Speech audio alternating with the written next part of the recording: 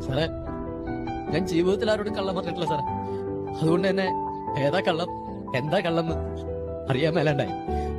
Rubber sheet കൊണ്ട് society കൊടുക്കുമ്പോ ഞാൻ ത്രാസിന്റെ സൂചിക്കലും നോക്കിയല്ല.